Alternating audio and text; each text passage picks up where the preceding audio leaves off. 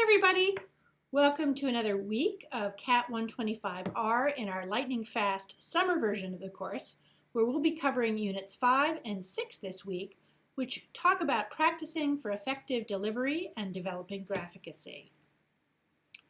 I hope to see you in my office hours, which you can find at ucoe.adobeconnect.com/elosh, just as you're using a similar URL to access your course section meetings. My regular office hours times are Tuesday and Thursday at noon.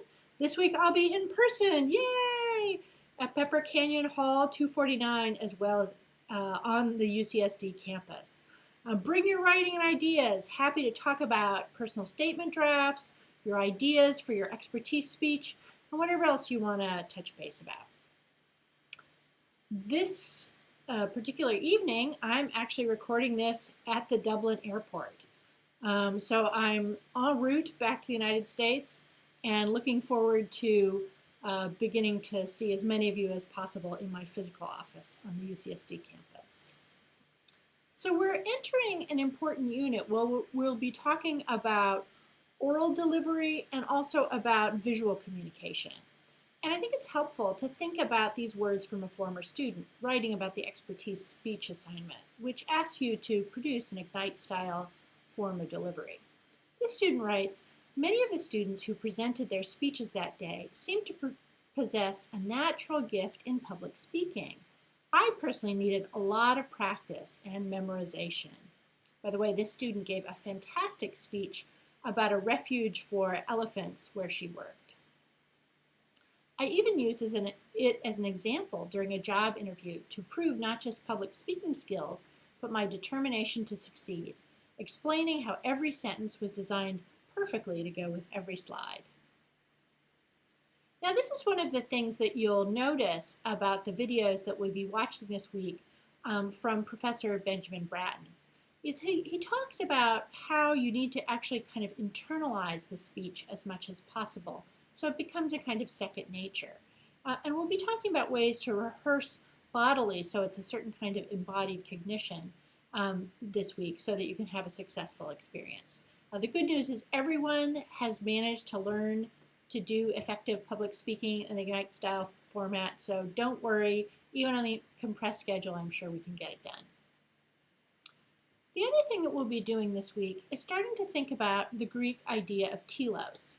So if you remember, we've covered a couple of Greek words, ethos, logos, pathos, kairos, right, that has to do with the occasion for speaking, a particular situation or moment where it's important to intervene rhetorically.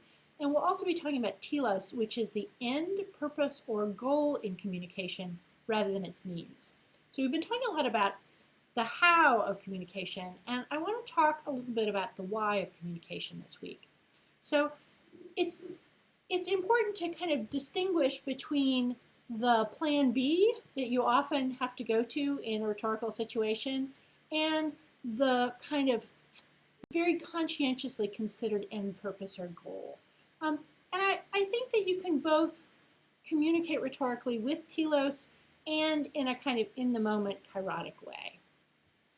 So in the personal statement assignment, you know the purpose, right? Getting into graduate school or getting a fellowship or persuading an audience to hire you or include you in that graduate class. So you knew the purpose, but you had to do research on the audience. Now in this case, in Ignite style speech, we're going to be flipping that situation. You know the audience very well, right? It's the 10 students that you share your section time with. But what you don't know right now, perhaps, is the purpose. You might think that you know the purpose, but actually as you draft the Ignite style speech, you'll find that your purpose will evolve. So I've seen some really interesting Ignite style speeches from UCSD students. Some of them deal with really substantive issues like experimentation for cancer research, or how to build sustainable housing, in this case, a kindergarten in Fiji, by using multi-purpose materials. Now, one of the things that's tricky is how you go from formulating a call to action when you might just start by organizing your speech thinking about the how-to format. And certainly we've had a lot of great how-to format Ignite style speeches in Cat125R. You know, everything from how to land a plane, if you had to land a plane in an emergency situation, to how to make interesting funfetti cupcakes using ingredients that you might have around the house. But I think it's important to engage your audience in ways that feel to them like a call to action.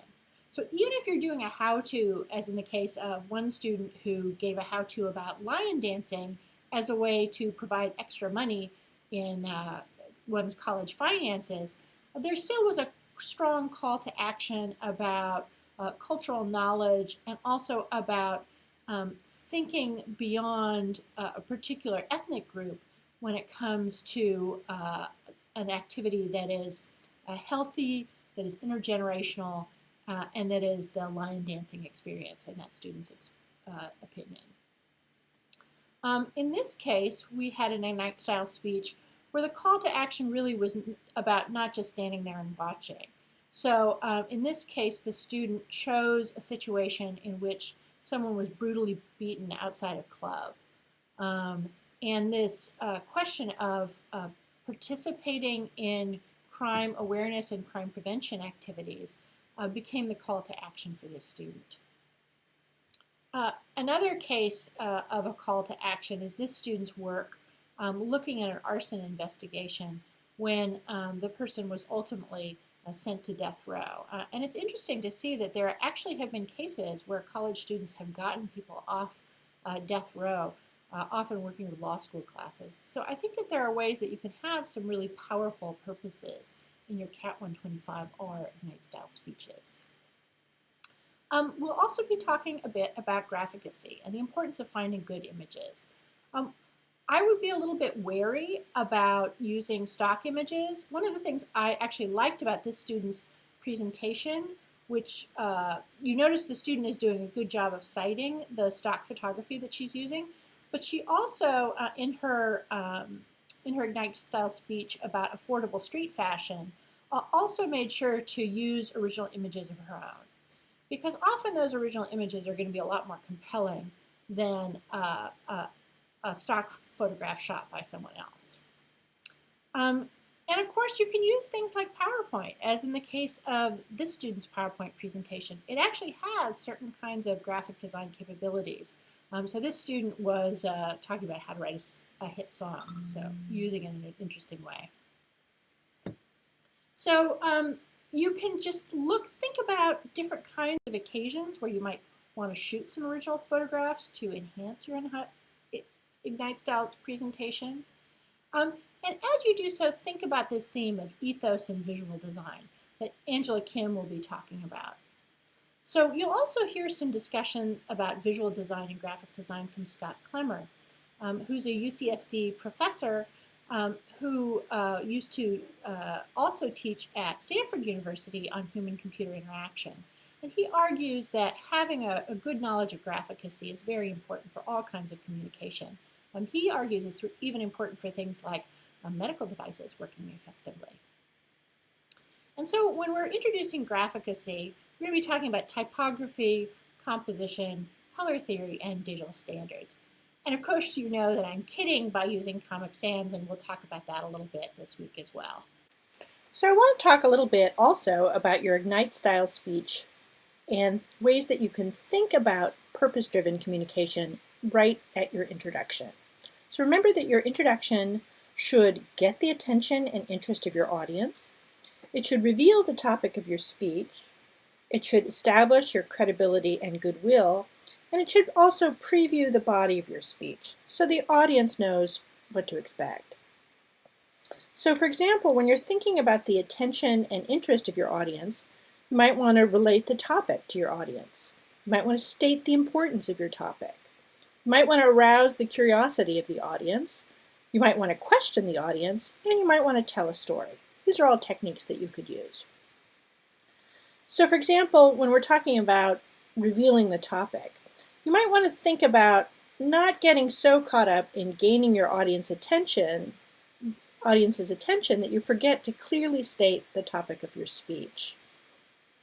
So for example, this dramatic Cat125 presentation started with this menacing question: what is this silent killer? And with this horror movie kind of opening, the next slide showed this chair, because what the student was pointing out was that sitting and a sedentary lifestyle can do a lot to contribute to one's mortality. And therefore, the chair is the silent killer. And the call to action involved thinking about lifestyle choices that get beyond the chair. Oh, you notice how quickly that changed?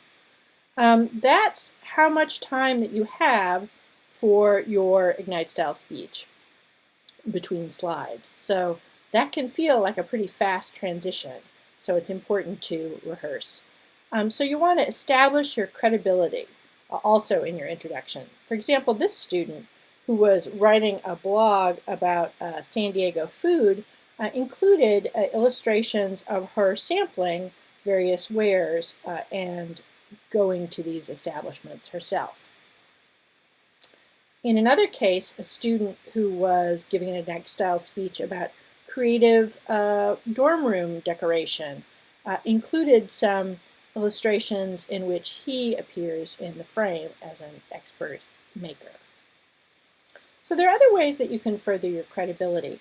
You want to cite your sources. And figuring out ways to cite your sources in a spoken presentation without being awkward can be challenging. So one of the things you could do is use signal phrases, like according to, or a recent study conducted at UCSD concluded. But you can also take advantage of the visual medium of your slides. For example, you can use things like institutional logos. If you're trying to introduce a 1999 Mayo Clinic study that focused on, say, controlling calorie intake in which exercise was prohibited. You can also cite your sources through using things like screenshots. So I look forward to all of your creative solutions to establishing your credibility as you get started on your expertise speech this week. See you next week, and I hope to see you in my office hours, because I'm back at UCSD. Bye-bye!